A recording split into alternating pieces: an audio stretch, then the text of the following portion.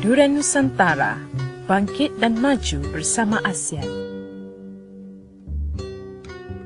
Selamat petang. Selamat petang. Selamat bersama kami kembali. Hari ini hari Rabu 1 Julai 2015. Hari ini bersamaan dengan Ramadan yang ke-14. Sekarang ini tepat jam 2.37 petang. Kami di Durian Nusantara ingin mengucapkan selamat petang kepada semua para pendengar kami.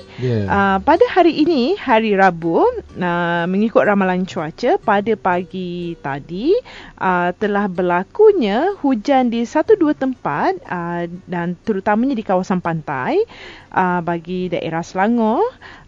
Kemudian pada petang hari dan malam pula berkemungkinan tiada hujan yang berlaku. Cuaca cerah alhamdulillah untuk kita melalui Ramadan yang ke-14 kita pada hari ini. Radi, apa khabar? Alhamdulillah saya sihat. Saya juga alhamdulillah so far baik. Menjalani ibadah puasa dan seperti biasa kita tak terasa dah hampir setengah kita dah hampir setengah bulan kita berpuasa, bersiap-siap untuk bercuti raya persiapan hari raya.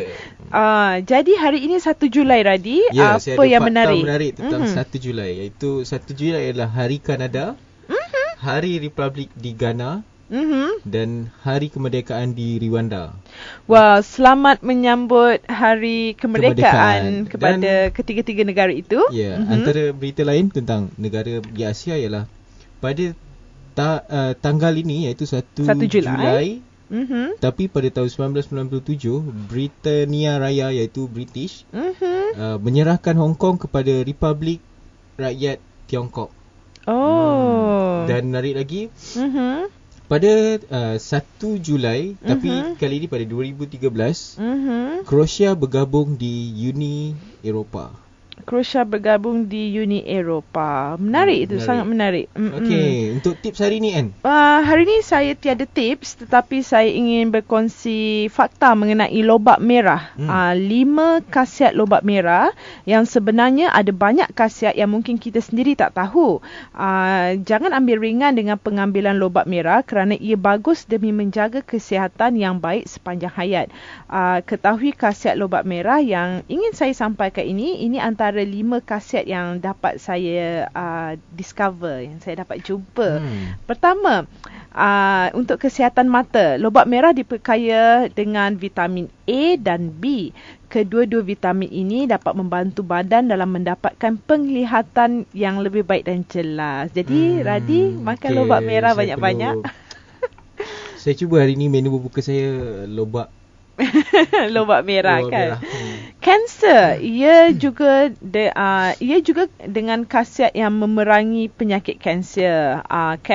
Lobak merah dapat membantu memerangi penyakit kanser. Bahkan lobak merah baik dari segi meningkatkan daya tahan imuniti dalam badan.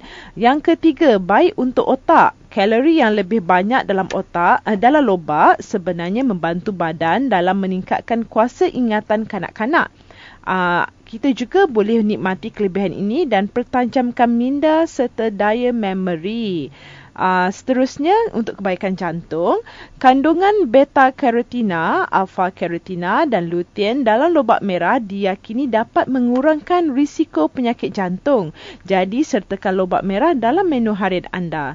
Dan yang terakhir, baik untuk kulit. Tahukah anda bahawa lobak merah bukan hanya kaya dengan vitamin yang baik buat mata, namun ia juga baik untuk kulit.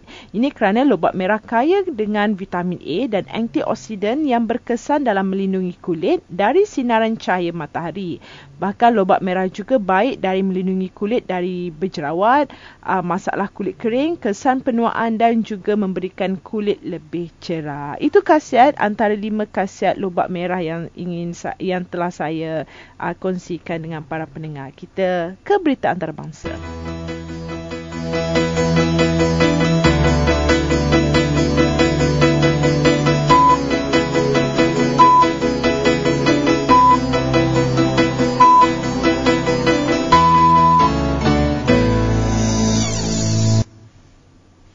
Bersama dengan saya, semula saya Nurbaya Hassan. Dan saya Radita Arman Muhammad. Sekarang ini tepat jam 2.41 petang. Hari ini 1 Julai 2015 bersamaan dengan hari Rabu dan hari ini kita menyambut Ramadan yang ke-14. Berita antarabangsa yang ingin saya sampaikan kepada para pendengar Radio Dura Nusantara adalah mengenai Disney telah mengharamkan penggunaan monopod di taman tema. Disney telah mengharamkan penggunaan kayu selfie ataupun monopod di taman temanya di seluruh dunia. Lapor akhbar USA Today, Disney bertindak sedemikian atas sebab keselamatan. Mereka mahu sentiasa menyediakan pengalaman yang indah untuk seluruh keluarga, tetapi monopod itu telah menjadi kebimbangan ke atas keselamatan tetamu dan pelakon-pelakon Disney. Pengharaman itu telah berkuat kuasa bagi 4 taman tema Walt Disney World di Florida, 2 taman tema Disneyland di California dan Disney Quest di Orlando. Pengharaman monopod di taman tema Disneyland di Paris dan Hong Kong akan berkuat kuasa bermula 1 Julai, iaitu bermula hari ini. Hotel dan resort milik Disney akan terus membenarkan penggunaan monopod. Pada beberapa minggu lepas, sebuah roller coaster di sebuah taman tema Disney di California terpaksa diberhentikan separuh jalan selepas seorang penumpang mengeluarkan kayu monopod. Beberapa netizen bersetuju dengan keputusan yang dibuat Disney atas alasan keselamatan dan keselesaan penumpang ketika menaiki roller coaster. Jadi ada kes bahawa ada seorang pengunjung taman tema tadi, dia mengeluarkan kayu monopod sewaktu menaiki roller coaster. Saya faham mungkin mereka mahu mengabadi momen itu, tetapi kelakuan itu, perbuatan itu mengundang risiko yang tinggi. Jadi Walt Disney, taman tema Disney tidak mahu menanggung risiko. Ada juga yang ragu-ragu dengan keputusan ini dan berpendapat bahawa mungkin Disney akan mencipta monopod mereka sendiri. Tetapi ada juga yang tidak berpuas hati dengan keputusan ini kerana mereka telah pun membeli monopod khusus untuk dibawa ke taman tema Disney. Bagi saya, sebarang langkah keselamatan haruslah dipatuhi. Sebarang prosedur yang boleh mengurangkan risiko, itulah yang terbaik untuk kita lakukan. Sebab yang seperti yang kita tahu, Disney adalah taman tema untuk hiburan. Ya, betul. Dan mereka sangat mengambil berat dan mengambil penting urusan-urusan keselamatan. Ya, benar. Itu untuk keselamatan bersama, kan. Seterusnya, berita antarabangsa, ini berita daripada Perancis mengenai seorang wanita terbunuh jatuh bungee jumping ketika melakukan bungee jumping. Seorang wanita terbunuh manakala teman lelakinya cedera parah selepas terjatuh ketika melakukan aktiviti terjunan bungee jump di Perancis. Wanita yang berusia 28 tahun ini yang masih belum dikenal pasti identitinya terbunuh dalam insiden mengerikan di Audinchun dekat Saint-Omer, Pas-de-Calais, manakala teman lelakinya mengalami kecederaan serius dan kini sedang dirawat di Hospital University College di Lille. Menurut sumber memberitahu akhbar Le Parisien, pasangan itu menaiki kren yang berketinggian 65 meter untuk melakukan terjunan bungee jump tersebut. Semasa melakukan terjunan, kira-kira 12 meter dari bawah tanah, alat permainan itu tidak berfungsi dan menyebabkan kedua-dua mangsa terjatuh ke tanah. Wanita itu disahkan meninggal dunia pada jam 6 petang manakala teman lelakinya dikejarkan ke hospital. Sementara itu, pendakwa raya Sebastien Preve berkata, pihaknya percaya terdapat beberapa masalah ketika memasang tali pada pasangan tersebut. Mereka akan meneliti sama ada insiden itu adalah disebabkan kecuaian manusia, masalah peralatan atau kedua-duanya sekali. Dalam pada itu, pengurus permainan itu kini ditahan untuk membantu siasatan. Pihak berkuasa kini menutup permainan tersebut yang telah beroperasi selama 2 tahun lalu buat sementara waktu. Dalam hal ni kita tidak dapat memastikan bahawa ini adalah kecelakaan murni kecelakaan atau kecuaian manusia.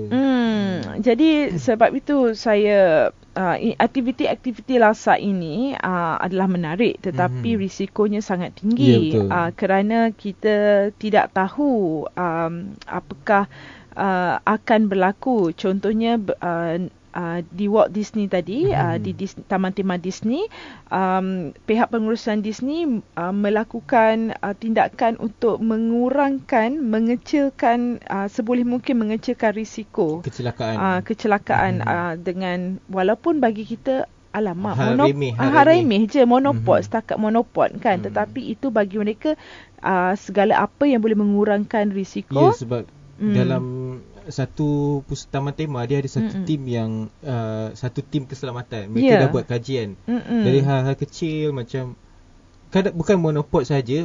Ambil contoh pisang ke apa, mereka sangat atau sampah. Mereka ambil penting hal-hal mereka seboleh mungkin mereka ingin mencapai 0% risiko, 0% risiko. Itu kadar 0% risiko. Maksudnya tiada risiko langsung, tiada kecelakaan. Begitu juga di Perancis ini. Bungee jumping satu aktiviti sukan yang menarik. Saya pernah mencubanya. Sangat menarik, walaupun menguji adrenalin dan menguji kekuatan minda kita. Perlukan berapa minit untuk melakukan terjunan? Semasa saya disuruh melakukan terjunan, saya dicabar oleh rakan-rakan. Saya pada mulanya saya tak berani, tetapi sebab saya ada gayat. Tetapi ini bagus untuk, rupanya ia bagus untuk menghakis perasaan gayat itu dengan lakukan terjunan ini. Kemudian saya hanya ambil masa dalam 5 minit saja. Maksudnya dalam nak pakai peralatan tu semua mengambil masa plus minus 5 minit. Dalam masa itu saya terus buat saja. Buat saja supaya saya pun nak cabar diri sendirilah. Jadi saya buat, saya kata dekat mereka tu semua, jangan lama-lama terjun je. Kan? Saya nak terjun je. Jangan lama-lama, sebab kalau lagi lama-lama kita akan ubah fikiran kan. Betul.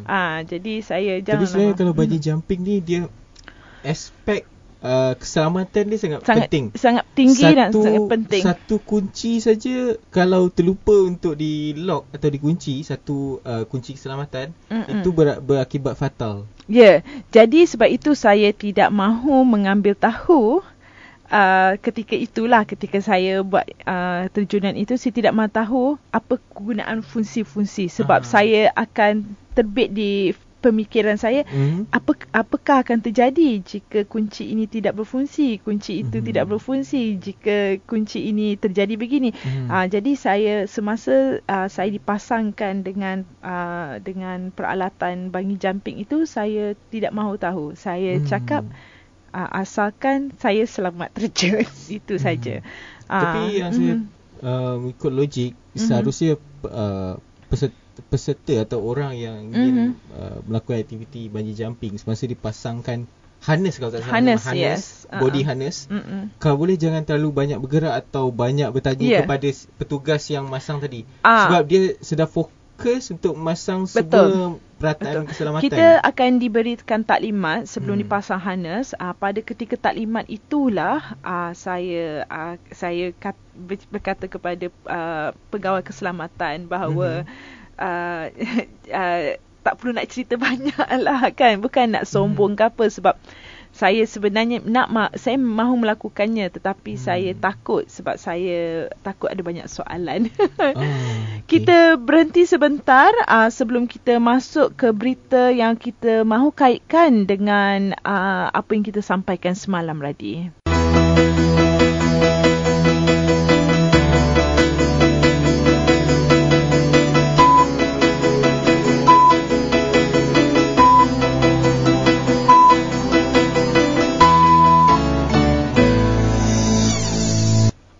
bersama saya lagi, saya Nurbaya Hassan. Dan saya Radita Arman Muhammad. Terima kasih kerana mendengar Radio Duran Nusantara.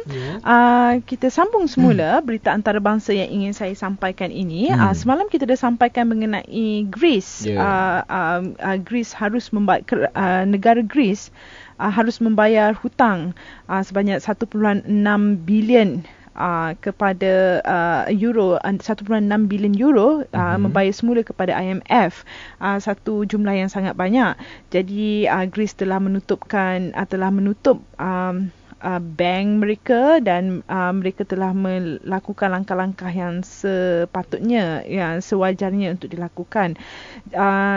Dalam saya membuat membuat penyelidikan mengenai isu ini,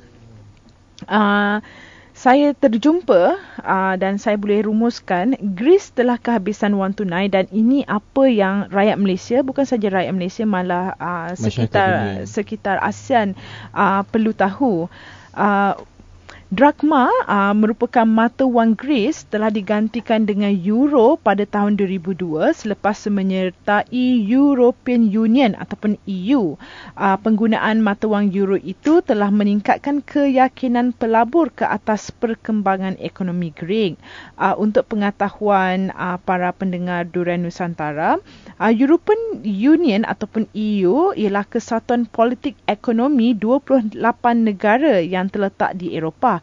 Ia terdiri daripada institusi seperti European Commission ataupun EC, Council of the European Union, European Council, Council of Justice of the European Union, European Central Bank, European Court of Auditors dan European Parliament. Pada Disember 2004, European Commission telah mengeluarkan amaran rasmi kepada Greece selepas mendapat tahu pemalsuan data status kewangan negara di mana perbelanjaan melebihi pendapatan bagi menyertai keahlian Eurozone. Kerajaan Greece mengakui defisit tidak pernah berada di bawah 3 PC sejak 1999 seperti mana peraturan yang telah ditetapkan oleh EU di dalam kriteria penyatuan Maastricht. EC ataupun European Commission merupakan sebuah badan eksekutif European Union ataupun EU yang bertanggungjawab mencadangkan undang-undang, melaksanakan keputusan, memartabat penjajian EU dan menguruskan urusan seharian EU. Eurozone ialah nama rasmi bagi kawasan Eropah yang menggunakan mata wang kesatuan euro. Okey, terdapat 19 sebuah negara dalam Eurozone, antaranya adalah Austria, Belgium, Cyprus, Estonia, Finland, France, Germany, Greece, Ireland, Italy, Latvia, Lithuania, Luxembourg, Malta, Netherlands, Portugal, Slovakia, Slovenia dan Spanyol. Walaupun kewangan Greece tidak menentu, kerajaan Greece tetap menganjurkan Sukan Olimpik 2004 dan perbelanjaan kos yang tinggi telah menekan kerajaan Greece. Dan krisis hutang negara Greece telah bermula pada tahun 2009 dan masih berlaku sehingga kini. Dari Oktober hingga Disember 2009, kredit rating Greece diturunkan oleh agensi-agensi perkhidmatan kewangan seperti Fitch, Standard & Poor's dan Moody's. Ini semua terjadi kerana bertahun-tahun kerajaan Greece cuai dalam perbelanjaan dan pinjaman. Untuk makluman para pendengar, kredit rating ialah penilaian ke atas risiko kredit penghutang bagi memenuhi komitmen kewangan negara berdasarkan urusan terdahulu. Ia juga merujuk kepada kebolehan peminjam untuk membayar balik hutang pinjaman. Kemudian George Papandreou, iaitu Perdana Menteri pada waktu itu, telah mengambil langkah pencegahan dengan mengumumkan satu program yang akan memotong perbelanjaan untuk rakyat. Tindakan ini antara sukar kerana telah menimbulkan bantahan dan bongkok besar-besaran pada antara Januari dan Mac 2010. Antara pelan yang diumumkan ialah peningkatan cukai GST dan cukai rokok dan alkohol, peningkatan harga gas, pembukuan pencen dan had maksima bagi gaji kaki tangan awam.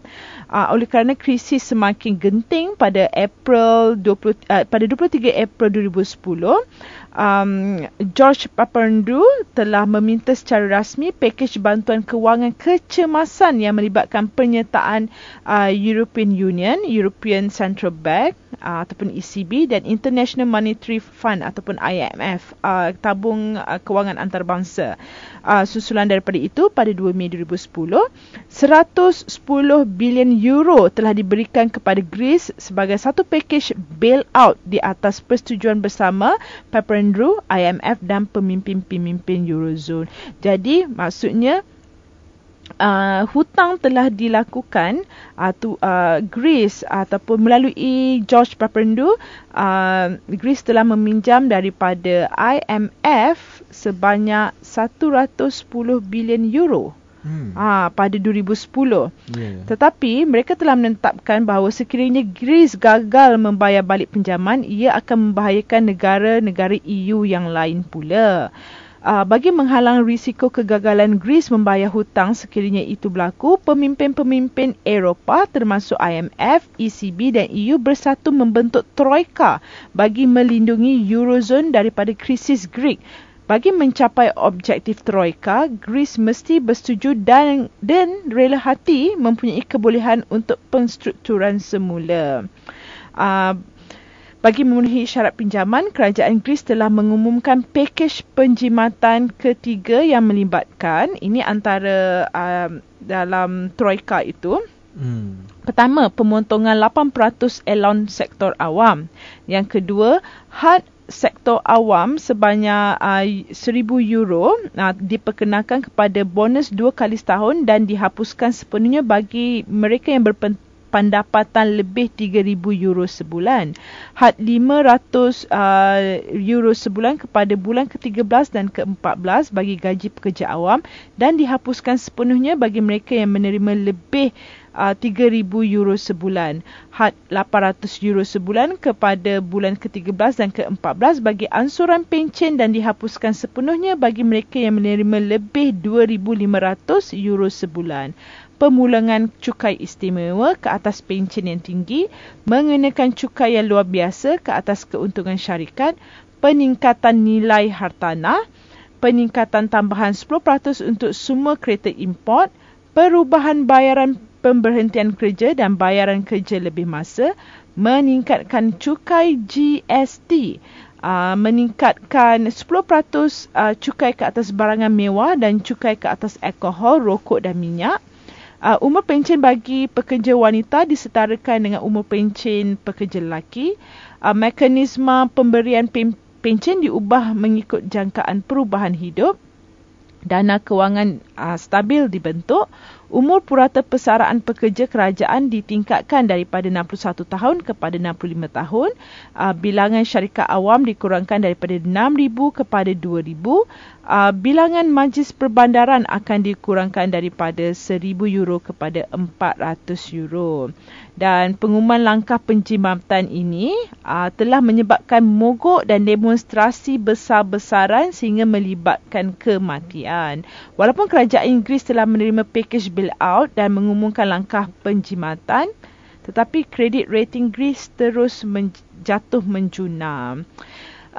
Ini antara yang sejak daripada 2010 lagi perkara ini telah berlaku, sehingga pada tahun 2013 kerajaan Greece telah berdepan dengan masalah peningkatan kadar pengangguran rakyat yang tinggi dan ia merupakan kadar paling tinggi di EU dengan peningkatan sehingga 26.8% dan hampir 60% bagi kadar orang muda yang tidak bekerja. Pada pertengahan tahun 2013, kerajaan menangguhkan operasi operasi penyiaran kerajaan ERT bagi menjimatkan duit. Protes dan mogok telah menyebabkan ERT dilancarkan semula 2 bulan selepas itu. Dan kemudian pada 26 Januari 2015, Perdana Menteri yang baru iaitu sehingga kini Alexis Tsipras mengangkat sumpah sebagai Perdana Menteri, dan mereka daripada parti Syriza iaitu anti-austerity, dan berjanji untuk menolak semua perjanjian bailout yang sebelum ini dan mahu satu perjanjian yang baik dan adil bagi Greece. Oleh kerana pada 2010 Perdana Menteri sebelum itu George itu telah menerima satu bailout iaitu sebanyak 110 bilion euro daripada IMF. Tetapi Greece harus melaksanakan langkah-langkah penjimatan yang saya sebut tadi, telah membuatkan rakyat mereka sengsara juga, dan membuatkan rakyat mereka tidak mogok dan buat demonstrasi. Apa mungkin rakyat mereka sudah terbiasa dengan gaya hidup mewah? Mungkin juga. Dan kemudian bila Alexis Tsipras mengangkat sumpah menjadi Perdana Menteri yang baru, beliau menolak semua perjanjian bailout dan mahu satu perjanjian yang baik dan adil bagi Greece, mahu dirundingkan semula. Untuk menunjukkan pakej bailout yang disasarkan bagi bantuan bagi menyelamatkan krisis ekonomi Greece dilihat sebagai satu konspirasi jahat bagi mengawal negara Greece, maka Syriza iaitu Tsipras, Alexis Tsipras menggugat EU untuk keluar daripada Eurozone. Kita seperti yang saya sebut tadi, kalau Greece keluar daripada Eurozone, negara-negara Eropah yang lain yang berada dalam Eurozone itu akan terganggu. Tetapi kalau nak ikutkan antara hutang Greece dan hutang kerajaan Malaysia, Greece memang banyak. Sangat banyak berbanding dengan kita, berbanding Malaysia. Dan Greece menghadapi dua pilihan yang akan memperolehi hala 7 negara. Pengundi perlu memilih satu daripada dua pilihan yang tidak baik ini pada 5 Julai 2015 yang akan datang. Iaitu kalau jika undi ya, Greece boleh menerima permintaan Troika untuk tambahan austerity dan meneruskan penerimaan bantuan dari negara luar. Atau kalau tak undi tidak, Greece boleh menolak Troika yang akan beri kesan ke atas hutang Greece dan kemungkinan Greece akan keluar daripada Eurozone. Undian ini harus dilakukan oleh rakyat Greece. Ia bermakna cukai akan meningkat naik dan pencen akan dipotong. Yang itu membuatkan rakyat Greece tidak bersetuju. Jadi maksudnya permasalahan negara mereka telah mengganggu gugat kehidupan rakyat, telah membuatkan rakyat mereka tidak senang duduk. Jadi kalau mereka bersetuju, berarti tiada lagi pencen? Jika tiada lagi pencen, jika mereka undi, jika kebanyakan mereka mengundi tidak, bermaksud Greece boleh menolak Troika yang ada yang saya sebut tadi. Kemudian Greece akan keluar daripada Eurozone. Tapi mereka harus melaksanakan hutang dengan mereka. Jika Greece gagal membayar hutang, Greece tidak boleh lagi menggunakan euro sebagai mata wang dan keluar daripada Eurozone. Jika keluar daripada Eurozone, automatically mereka tidak boleh menggunakan euro sebagai mata wang. Buat masa ini, ramai rakyat Greece beratur di mesin-mesin ATM. Mereka tidak boleh mengeluarkan wang mereka dalam jumlah yang banyak daripada bank-bank di Greece. Seperti kita nyatakan semalam, had pengeluaran yang ditetapkan adalah 60 euro sehari saja. Pemindahan wang ke luar negara turut dihalang. Ia hanya dibolehkan untuk urusan perniagaan saja. Operasi bank ditutup sehingga 7 Julai kerana mereka hendak buat undian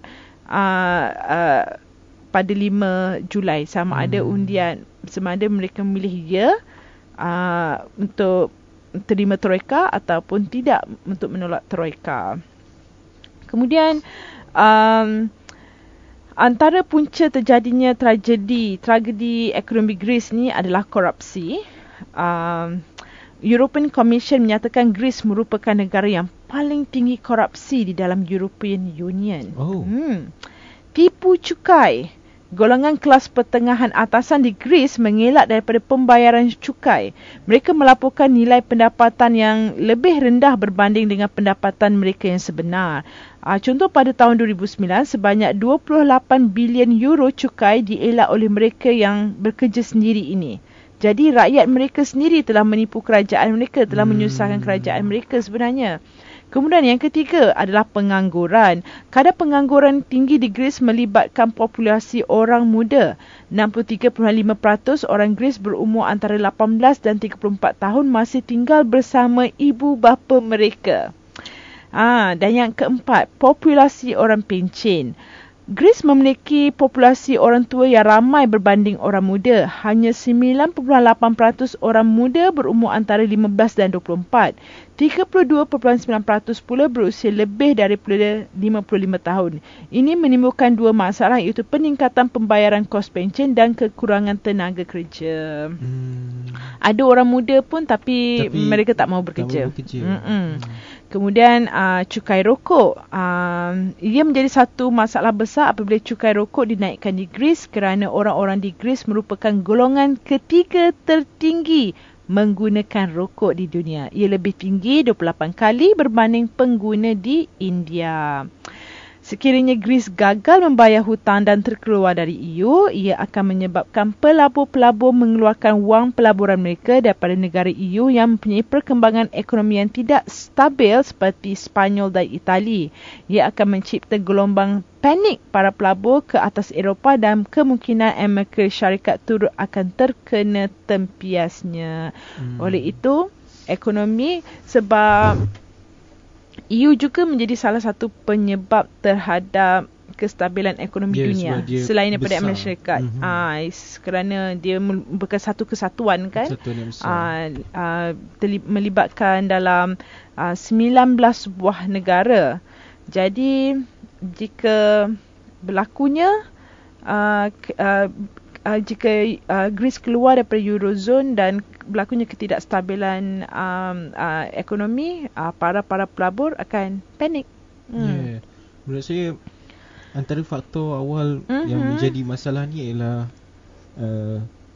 Greece bersedia untuk menjadi tuan rumah Sukan Olimpik pada 2004. Telah mengeluarkan perbelanjaan yang sangat banyak, sangat besar tanpa menghiraukan bahawa mereka sendiri tidak ada bajet untuk melakukan Sukan Olimpik itu, untuk menjadi tuan rumah Sukan Olimpik. Bagi saya, jika kita harus tahu kemampuan kita. Jika kita tak ada bajet, tak perlu lakukan. Saya sempat melihat acara pembukaan Sukan Olimpik di Greece pada ketika itu kan. Sangat mewah. Sebab mereka memang Sukan Olimpik itu berasal dari kebudayaan Greece sendiri. Athens. Dan memang pembukaan tu sangat-sangat mewah. Saya belum pernah melihat pembukaan yang sangat mewah gitu. Jadi setelah upacara Sukan Olimpik, kita lihat 2010 mereka mula membuat pinjaman. Berarti setelah Sukan Olimpik mereka semakin kekurangan wang. Saya dah sebut tadi Pak bahawa Perdana Menteri Greece pada ketika ini yang mengangkat sumpah pada 26 Januari 2015 lalu, iaitu Alexis Tsipras, merupakan daripada parti Syriza, iaitu anti-austerity. Untuk makluman para pendengar dan Radi sendiri, austerity ialah pengurangan bajet pembelanjaan kerajaan yang melibatkan pemotongan perbelanjaan dan peningkatan cukai yang membebankan rakyat. Jadi ini maksudnya supaya tak keliru, sebab Alexis Tsipras merupakan daripada parti Syriza, iaitu mereka anti-austerity. Itulah dia antara maklumat ataupun antara kajian yang saya buat semalam yang saya yang boleh kongsikan kepada para pendengar. Jadi kita kena tunggulah apa yang akan jadi pada 5 Julai nanti. Tapi dari fakta tentang punca terjadi ekonomi Greece, saya lihat bahawa dari fakta-fakta tersebut adalah korupsi, tipu cukai, pengangguran dan banyak lagi. Dari fakta-fakta tadi memang jelas bahawa kalau tak dihindari benda ni memang akan terjadi tragedi ekonomi. Dan kerajaan mereka harus meningkatkan GST. Harus mengenakan GST pada kadar yang tinggi terhadap rakyat untuk membendung masalah ini. Dan bagi saya lah, rakyat juga harus menolong kerajaan dengan tidak menjalankan korupsi dan terutamanya tidak tipu cukai. Dari masalah sini kita tak boleh salahkan kerajaan dan kita tak boleh salahkan rakyat sebab saya lihat dua-dua bersalah. Pemerintah korupsi. Apabila yang memerintah negara dah korupsi, rakyat pun akan mencari helah juga untuk mereka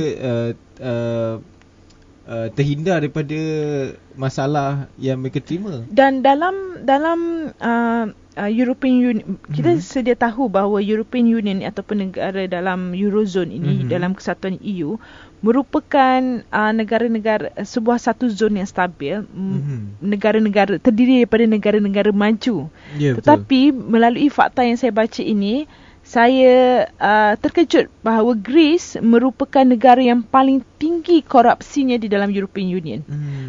Jadi tak sangka ini adanya juga dalam lingkungan negara-negara EU yang dikatakan maju dan stabil ini. Ada juga negara yang mengamalkan korupsi dan negara itu adalah yang paling tinggi sekali. Dan betul juga kata Radi, kalau pemerintah sendiri mengamalkan korupsi, jadi rakyat sendiri, orang kata apa? Apabila pemerintah korupsi, beban dia kepada rakyat. Ya, betul. Secara tak langsung rakyat berusaha untuk mengelak daripada kena beban tu. Tak nak mereka terpaksa tipu cukai.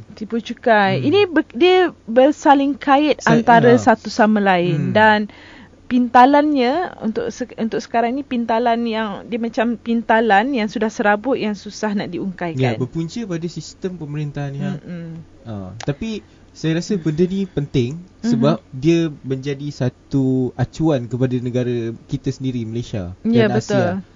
Sebab kita tak mahu mungkiri bahawa di negara ASEAN masih lagi terjadi korupsi, tapi bukan pada tingkat yang teruk. Dan kita pun tahu salah satu daripada negara ASEAN kita iaitu Indonesia juga mempunyai hutang yang banyak dengan IMF, iaitu tabung kewangan antarabangsa. Saya berharap agar Indonesia tidak akan mengalami tidak akan mengalami seteruk Greece. Sehingga kalau di Indonesia saya tidak terlalu bimbang, kerana kalau di Indonesia mereka sangat berusaha untuk mencari pekerjaan. Malah bukan tingkat pengangguran tinggi, tingkat peluang pekerjaan yang terlalu minim. Jadi mereka tak ada peluang pekerjaan. Dan saya harap Malaysia juga akan mencontohi, akan menjadikan Greece sebagai satu teladan.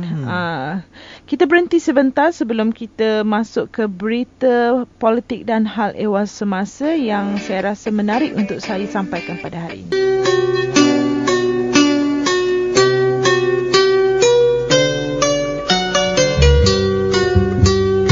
Durian Nusantara, bangkit dan maju bersama ASEAN.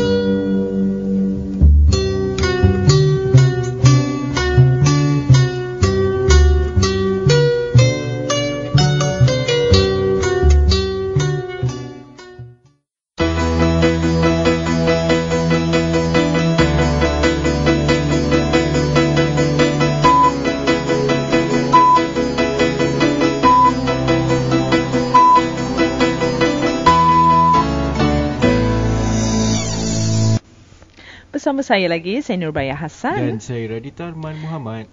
Terima kasih kerana masih bersama kami lagi di Durian Nusantara. Sekarang ini tepat jam 3.22 petang dan hari ini 1 Julai 2015 bersamaan dengan Hari Rabu.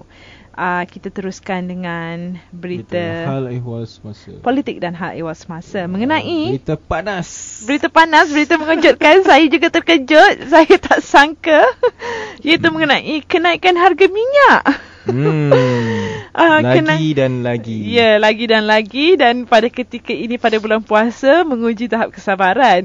Kenaikan harga minyak RON 95 dan RON 97, tetapi harga untuk diesel dikekalkan. Harga runcit petrol RON 95 naik 10 sen, manakala RON 97 naik sebanyak 20 sen seliter bagi Julai 2015 berkuat kuasa tengah malam tadi. Namun harga diesel kekal pada RM2.05 seliter. Timbalan Presiden Persatuan Penjual Pengusaha Stesen Minyak Malaysia, Datuk Zulkifli Mokti, ketika dihubungi berkata, harga baru RON 95 ialah RM2.15 seliter, manakala RON 97 sebanyak RM2.55 seliter selepas cukai barangan dan perkhidmatan GST. Harga tersebut telah pun berkuat kuasa mulai 12.01 pagi tadi pada 1 Julai hari ini.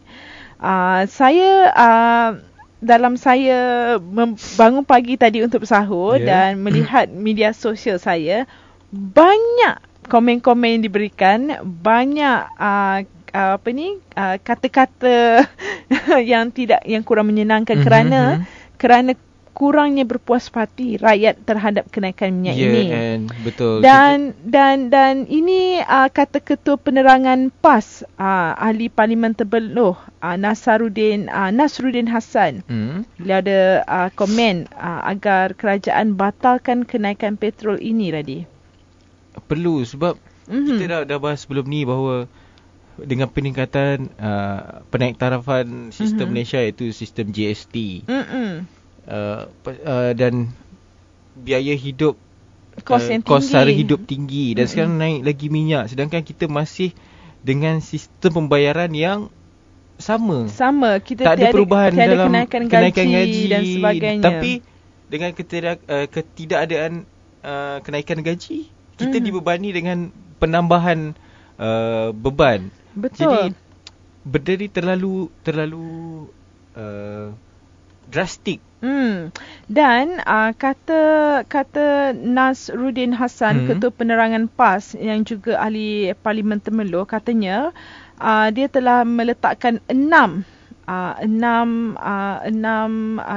faktor ataupun 6 sebab kenapa kerajaan harus batalkan kenaikan petrol. Pertama, kerajaan Malaysia didesak untuk membatalkan kenaikan harga runcit petrol RON 95 sebanyak 10 sen seliter dan petrol RON 97 sebanyak 20 sen seliter serta-merta kerana tindakan menaikkannya adalah sangat tidak munasabah kerana berdasarkan crude oil brand, harga pasaran dunia adalah relatifnya rendah. Kedua, sepatutnya kerajaan harus mengambil pendekatan lebih bijak untuk mengurangkan beban rakyat setelah dampak pelaksanaan GST 6% pada 1 April disusuli dengan kenaikan harga runcit petrol dan diesel pada 1 Jun yang lalu. Yang ketiga, kerajaan Malaysia juga dilihat cuba mengelirukan rakyat apabila mengambil sikap lepas tangan dengan tidak lagi memberikan notis awal kenaikan bahan api ini pada setiap hujung bulan. Ini sekali lagi membuktikan bahawa kerajaan tidak serius untuk membela nasib rakyat, apatah lagi untuk mengambil langkah konstruktif mengurangkan beban rakyat. Yang keempat, kenaikan yang berlaku hari ini sudah pasti akan memberikan kesan besar terhadap rakyat dan memberikan kesan besar juga terhadap beberapa harga barang keperluan rakyat dalam tempoh yang sangat terdekat. Ini akan menambahkan beban rakyat, khususnya masyarakat Islam yang akan menyambut Hari Raya kira-kira 15 hari lagi. Yang kelima, kebiasaannya akan berlaku kenaikan beberapa jenis barang keperluan seperti ayam dan daging menjelang Hari Raya dan perkara ini sukar dikawal oleh kerajaan. Ini tidak termasuk kemungkinan kenaikan kadar tol pada bulan Ogos dan juga tarif elektrik pada awal tahun hadapan. Dan yang terakhir, tekanan kos sara hidup dan peningkatan inflasi ini dijangka akan terus berlarutan dan ia akan terus menekan golongan berpendapatan rendah. Parti PAS mendesak sekali lagi supaya kerajaan membatalkan kenaikan ini serta-merta kerana tidak terdapat justifikasi yang kukuh. Ini antara sebab-sebab dan justifikasi yang ditulis oleh Nasruddin Hassan, Ketua Penerangan PAS dan juga ahli Parlimen Temerloh. Dan susulan kenaikan harga minyak ini, keputusan kerajaan telah pun melanggar hak pengguna sebenarnya. Kerana tidak memberitahu terlebih awal. Dan terlalu drastik. 1 Jun sudah ada kenaikan dan kali ini 1 Julai sebulan kemudian ada kenaikan lagi. Keputusan kerajaan untuk tidak membuat pengumuman lebih awal mengenai perubahan harga bahan api setiap bulan berbanding amalan sebelum ini disifatkan telah melanggar hak pengguna untuk mendapatkan maklumat lebih awal. Timbalan Presiden Gabungan Persatuan-Persatuan Pengguna Malaysia ataupun FOMCA, Muhammad Yusof Abdul Rahman berkata, menjadi hak pengguna untuk membuat persediaan awal terhadap sebarang perubahan harga termasuk membabitkan kenaikan harga bahan api yang dijangka berlaku setiap bulan. Telah menimbulkan kemarahan dalam kalangan pengguna jika pengumuman kenaikan tidak diketahui pada lewat malam tadi kerana pengguna perlu membuat persediaan. Memang penjipatan dengan mengisi minyak pada kadar rendah iaitu sebelum pengumuman hanya akan bertahan untuk beberapa hari saja, tetapi itu menjadi salah satu kaedah berjimat untuk pengguna. Sebab itu jika setiap kali ada pengumuman bahawa bahan api akan dinaikkan harganya, memang kita nampak setiap petrol station akan penuh sebelum pukul 12 malam. Kerana mereka nak isi penuh. Tetapi walaupun ada setengah orang kata kenapa nak isi, bukannya boleh tahan untuk setahun ataupun 2 tahun. Tetapi jika isi penuh boleh tahan untuk beberapa hari, dan untuk beberapa hari itu boleh menjimatkan. Tapi seharusnya kalau ada kenaikan harga harus ada pengumuman. Dan kerajaan tak boleh lepas tangan. Dan semalam Menteri Perdagangan Dalam Negeri, Koperasi dan Kepenggunaan Datuk Seri Hassan Malik menyatakan pemilik kenderaan hanya akan mengetahui sekiranya wujud perubahan terhadap harga petrol dan diesel pada tengah malam. Sebelum ini sebarang perubahan harga membabitkan harga bahan api akan dimaklumkan kepada pengguna lebih awal, itu sekitar 8 malam. Mengulas mengenai perkara tersebut lagi, perkara ini Muhammad Yusof, iaitu Timbalan Presiden FOMCA, berkata isu utama yang perlu diberi penekatan oleh kerajaan adalah perancangan jangka panjang mengenai kenaikan harga bahan api, bukannya kaedah pengumuman yang digunakan. Jelasnya lagi adalah wajar untuk kerajaan menyemak mekanisme baru dalam penentuan kadar paras kenaikan harga bahan api yang perlu ditetapkan memandangkan harga minyak mentah dunia sekarang mengalami perubahan.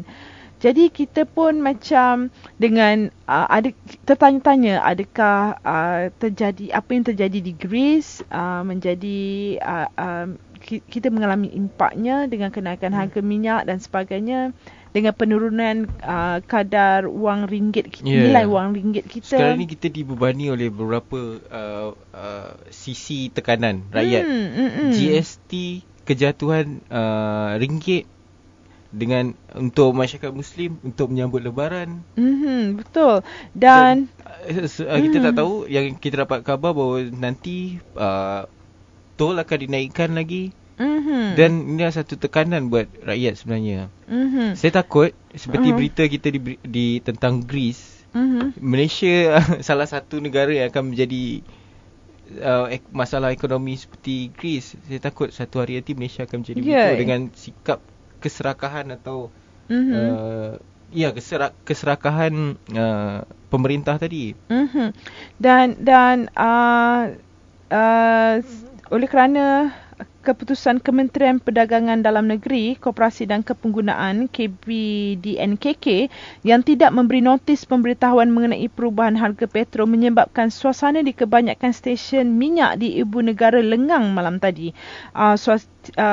Situasi ini amat berbeza berbanding sebelum ini, yang mana-mana stesen minyak akan diserbu sebelum tengah malam.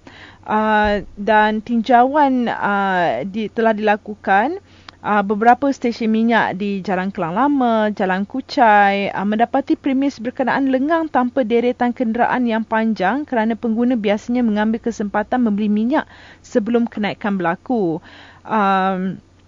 Malah ketika diajukan pertanyaan sama ada benarkah kenaikan petrol berlaku pada tengah malam tadi, kebanyakan pekerja stesen minyak memberitahu mereka tidak mengetahui langsung tentang perkara berkenaan. Meskipun tiada pengumuman perubahan harga dibuat kepada umum, tetapi paparan harga petrol bagi bulan Julai dimuat turun di laman sesawang KPDNKK mulai pagi ini. Dan Datuk Seri Hassan Malik juga ada berkata sebarang perubahan harga petrol tidak lagi diumumkan kepada orang ramai, sebaliknya hanya kepada pengusaha-pengusaha minyak pada hujung bulan kerana ia adalah rutin selepas kerajaan melaksanakan penetapan harga runcit bahan api mengikut kaedah pengapungan terkawal mulai 1 Disember tahun lalu.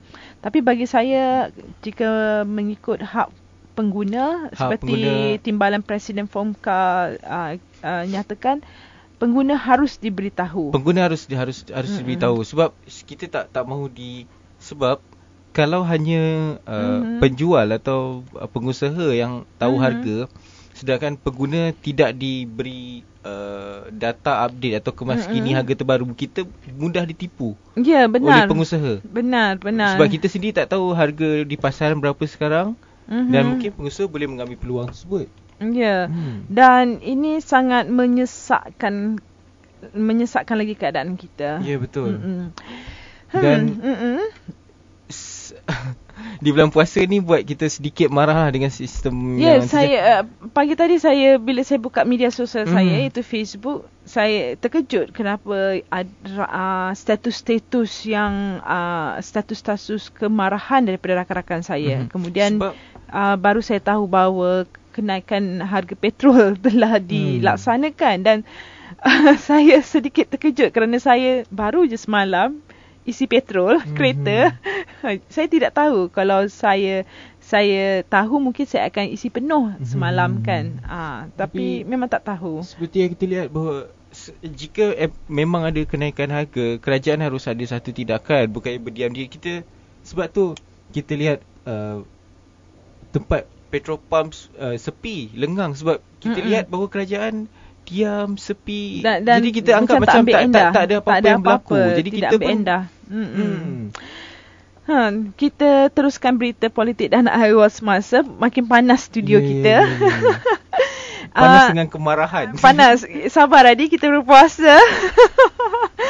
Okey, baiklah, berita yang seterusnya adalah mengenai pesawat mengenai nahas Hercules yang berlaku di Medan. 141 dipercayai korban nahas Hercules telah dibawa ke hospital untuk pengecaman.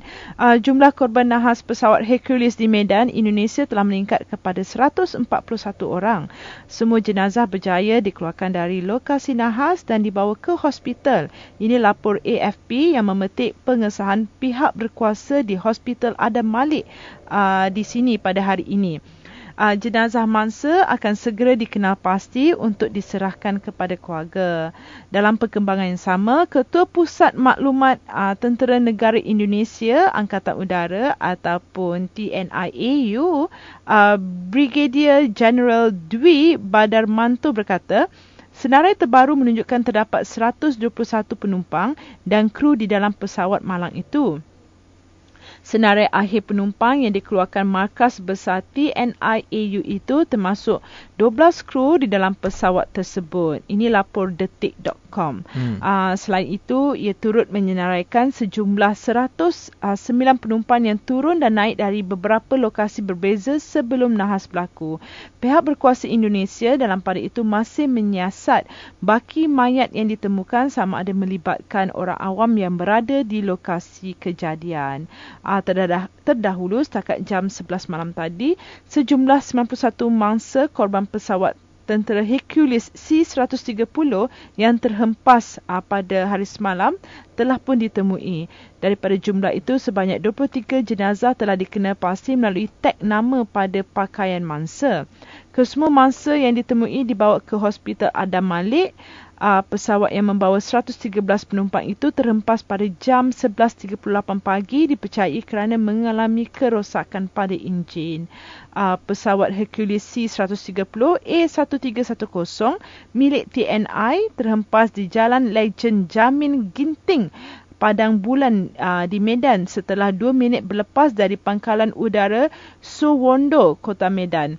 Pesawat yang sepatutnya menuju ke Pangkalan Udara Tanjung Pinang, Kepulauan Riau itu terhempas di atas rumah awam dan kedai, termasuk sebuah pusat spa yang terkenal di kawasan itu.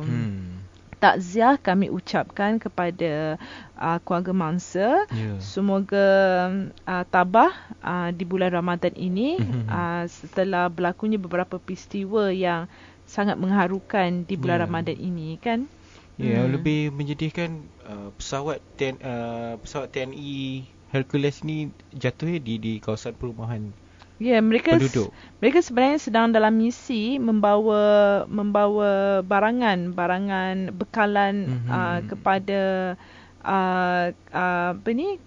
ke Pangkalan Udara Tanjung Pinang, Kepulauan Riau. Mereka membawa bekalan bantuan sebenarnya ke Pangkalan Udara Tanjung Pinang, Kepulauan Riau itu. Jadi dalam melakukan usaha yang murni itu, mereka gagal baru berlepas 2 minit dan mereka gagal meneruskan misi tersebut. Semoga roh mereka dicuri rahmat. Dan kita berhenti sebentar sebelum kita masuk ke berita ekonomi dan bisnes.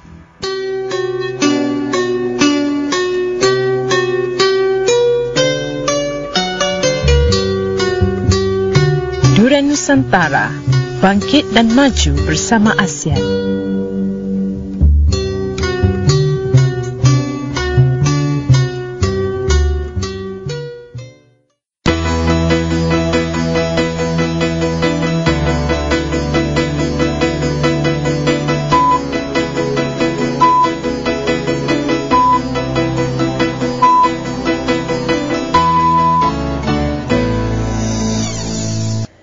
Kembali lagi bersama saya Nurbaya Hassan dan saya Radita Arman Muhammad.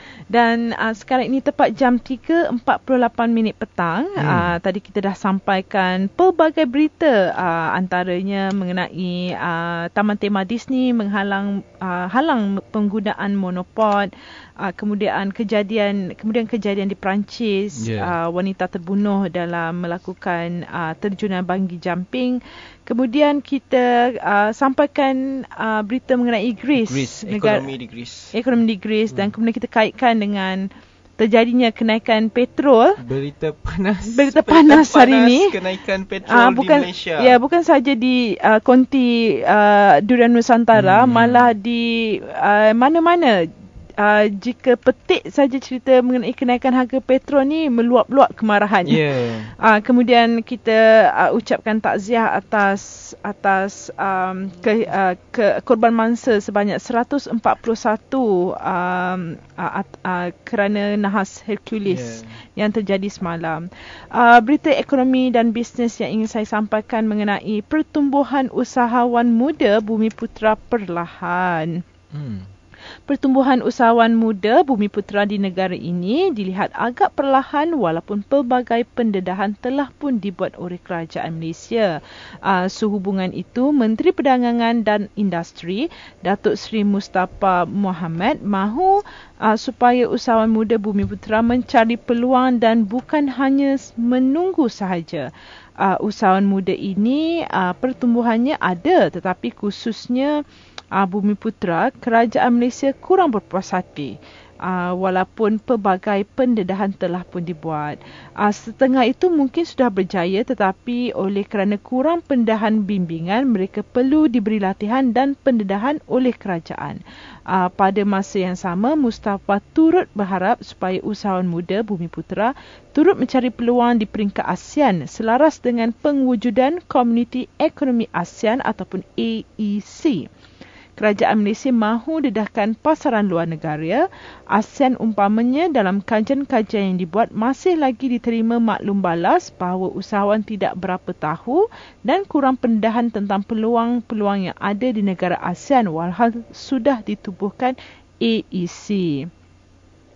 Kongres Muda 2015 yang bakal berlangsung pada Ogos tahun ini menyasarkan lebih 5,000 peserta bagi membawa produk mereka ke pasaran luar negara. Antara pasaran luar negara yang bakal diteroka termasuk Myanmar, Dubai dan United Kingdom. Sementara itu, Presiden Pertubuhan Usahawan Generasi Muda Malaysia ataupun GMB, Agil Faizal Ahmad Fazil juga mengakui para usahawan terpaksa melalui cabaran besar untuk memasuki pasaran ASEAN serta global. GMB sedar bahawa permintaan itu ada, tetapi untuk masuk ke pasaran antarabangsa bukan boleh masuk dengan hanya memperkenalkan produk kepada orang sahaja. Ada beberapa keperluan yang perlu dipatuhi seperti piawaian, perlesenan, budaya, termasuk rasa. Ini kata Agil Faizal. Justru GMB akan terus berusaha memacu usahawan muda Bumiputera untuk terus bersaing secara sihat selain menjadi lebih kreatif dalam mengejar peluang. Jadi gesaan telah diwujudkan terutamanya untuk usahawan muda Bumiputera kerana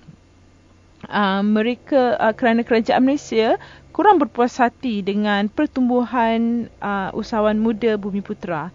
Bukan usaha tiada, ada, tetapi mereka harus lebih banyak mencari peluang. Tetapi kata Agil Faizal, iaitu Presiden Pertubuhan Usahawan Generasi Muda Malaysia ataupun GMB, kata para usahawan terpaksa melalui cabaran besar untuk memasuki pasaran ASEAN serta global. Mungkin pada Kongres Muda 2015 yang bakal berlangsung pada Ogos ini akan membawa usahawan muda Bumiputera lebih mereka akan lebih tahu bahawa terdapatnya lebih banyak peluang di kawasan ASEAN sendiri kerana telah wujudnya AEC sebenarnya.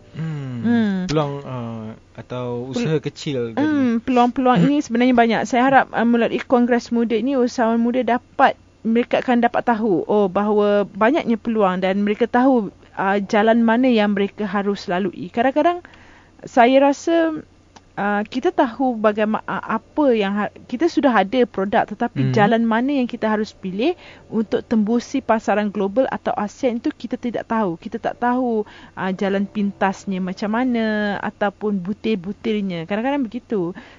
Saya harap usahawan-usahawan muda dapat membantu dalam meningkatkan ekonomi Malaysia, negara kita. Dan saya berbangga kerana kita ada ramai usahawan muda yang mahu bekerja, mahu meluaskan, meningkatkan pendapatan dan membantu ekonomi negara kita. Kita akhiri berita Nusantara kita hari ini, Radi, dengan kata-kata bijak daripada Radi. Ya, okey. Orang yang bijak akan berasa malu jika tindakannya tidak lebih baik daripada kata-katanya. Ya, itu benar. Terima kasih. Okay. Terima kasih atas hari ini. Kita jumpa lagi esok. Salam cinta damai buat para pendengar Durian Nusantara. Selamat berpuasa. Dan selamat berbuka puasa. Dan tahan amarah anda dengan sabar. Okay. Terima kasih. Salam hormat.